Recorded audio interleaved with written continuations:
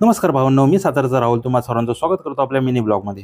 तर आज रविवार असल्यामुळे पहिल्यांदा मला दाढी करायची होती. दाढी काही मी पूर्ण काढणार नाही, दाढीला फक्त शेप द्यायचा होता. त्यामुळे गेलो सलूनमध्ये घेऊन दाढीला व्यवस्थित असं शेप दिला आणि घरी आलो. घरी आल्यानंतर बायको माझी डाएटवर असल्यामुळे तिला पाहिजे होती तांदळाची भाकरी, म्हणून मी आणि शिवाजने गेलो भिवाडीच्या नाक्यावर तांदळाची भाकरी आणण्यासाठी. तिथं बढिया रोटी या दुकानात गेलो. तिथं तुम्हाला चपाती, ज्वारीची भाकरी, तांदळाची भाकरी, बाजरीची भाकरी, नाचणीची भाकरी, सर्व प्रकारच्या भाकऱ्या तुम्हाला तिथे भेटतील. भाकरी घेऊन घरी आलो. घरी आल्यानंतर पहिल्यांदा जेवण घेतलं आणि मी आणि बायको चाललो होतो डीमार्टमध्ये.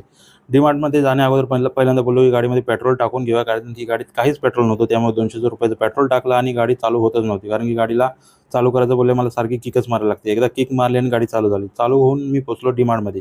डीमार्टमध्ये पोहोचल्यानंतर शिवाजीच्या शाळेमध्ये ड्रायफ्रूट मागितले होते. महिनाभर त्यांना ड्रायफ्रूटच देणार होते डब्याला, म्हणून ड्रायफ्रूट तिला मिक्स ड्रायफ्रूट घेतले आणि जे काही गरजेच्या वस्तू होत्या घरामध्ये त्या घेतल्या.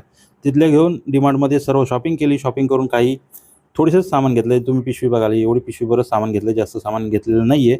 तिथून घरी आलो. घरी येत असतानाच महादेवाची वाडी ते वागेश्वर या गणपतीचा आगमन सोहळा होता, म्हणून बायकोला पहिल्यांदा घरी सोडली, कारण की गर्दी खूपच असल्यामुळे बायकोची जास्त चिडचिड होते, म्हणून तिला घरी सोडली. घरी सोडून आलो मंडळामध्ये आल्यानंतर गणपतीचा आगमन सोहळा होता आणि मूर्ती अशी एक नंबर मूर्ती होती. मूर्तीला बघतच राहावं असं वाटत होतं आणि पुणेरी ढोल तर एक नंबर असे वाजत होते. पुणेरी ढोल तुम्ही बघूनच घ्या, नुसता धुराच उडवला होता.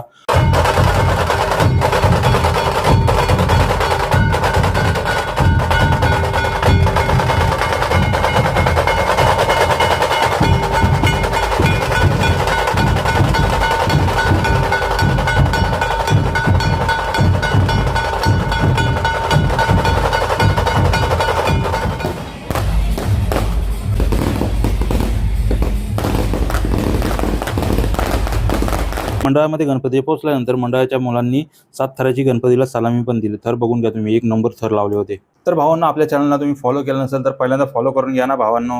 आणि तुम्हाला माझे व्हिडिओ आवडतात की नक्की मला कमेंट करून सांगा.